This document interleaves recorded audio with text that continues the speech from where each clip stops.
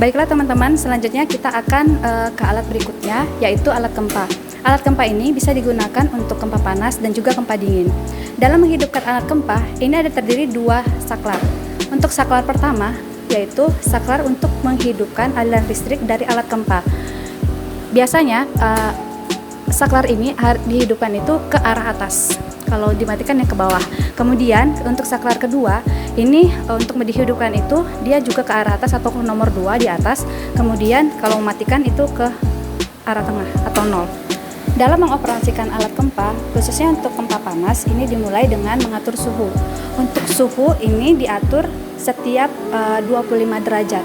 Namun kita karena sudah dalam kondisi ruangan, maka diatur suhunya diawali dengan suhu 50 derajat. Ini untuk plat atas, kemudian ini untuk plat bawah.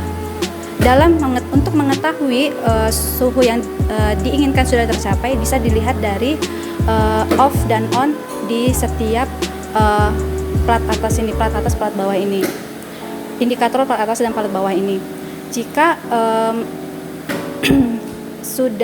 indikator ini sudah menunjukkan off dalam waktu yang lama, maka suhu dapat dinaikkan ke 25 derajat sampai ke suhu yang kita inginkan. Kemudian ini adalah indikator untuk mengatur waktu berapa lama kita membuat papan. Kemudian sebelum membuat papan, kita harus mengatur tekanan di alat kempa. Tekanan yang digunakan di alat kempa ini adalah tekanan terbaca. Dalam mengatur tekanan terbaca, kita dapat mengaturnya dari sini. Kemudian kita akan melihat berapa tekanan terbaca yang kita gunakan itu tercapai atau sudah tercapai atau belum dari sini. Yang kita lihat itu adalah kilogram per sentimeter persegi. Kita lihat yang indikator yang berwarna hitam ini. Selanjutnya kita akan mencoba untuk mengoperasikan alat kempa. Untuk mengoperasikan alat kempa ini ada dua tombol. Yang pertama adalah on dan off. Untuk tombol on ini kita coba ya, on, terus kita turunkan. Dan ini harus dalam keadaan manual. Terus kita ke down.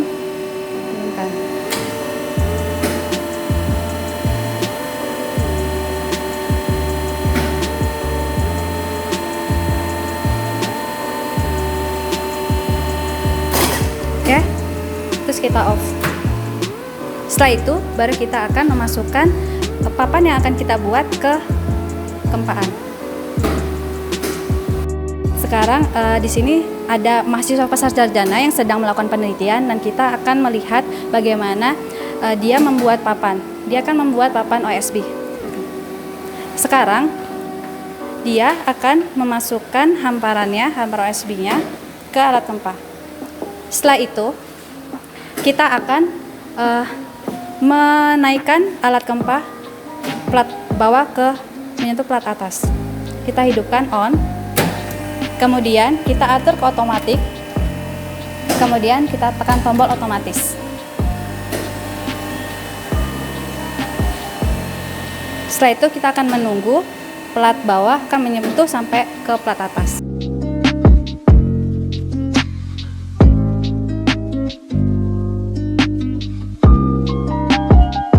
Setelah itu kita akan melihat tekanan yang tercapai itu berapa dari sini saat plat atas, plat bawah sudah mencapai plat atas.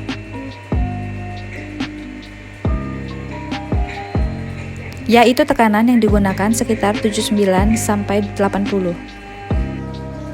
Selain digunakan sebagai alat kempa panas, alat kempa ini dapat digunakan sebagai kempa dingin. Namun dalam penggunaan kempa dingin tidak memerlukan pengaturan suhu, namun hanya mengatur tekanan terbaca, dan pengoperasian dari alat kempanya sama seperti pengoperasian alat kempa panas.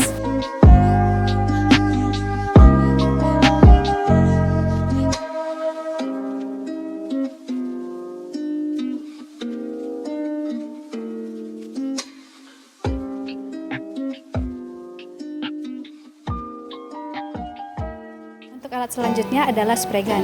Spray gun adalah alat untuk menyemprotkan perekat dalam pembuatan papan partikel atau OSB. Jenis spray gun yang biasa digunakan di laboratorium biokomposit adalah jenis suction fit, di mana spray gun jenis suction fit ini, tabung penampung perekatnya itu berada di bawah spray gun. Alat spray gun ini terdiri dari yang pertama, tabung penampung perekat. Kemudian, yang kedua adalah knob untuk mengatur luas semburan perekat. Dan yang ketiga adalah tuas spray untuk menyemprotkan perekat. Spray gun jenis ini membutuhkan banyak energi atau angin untuk dapat menghisap dan menyemburkan perekat. Oleh karena itu dibantu dengan kompresor. Ini merupakan kompresornya.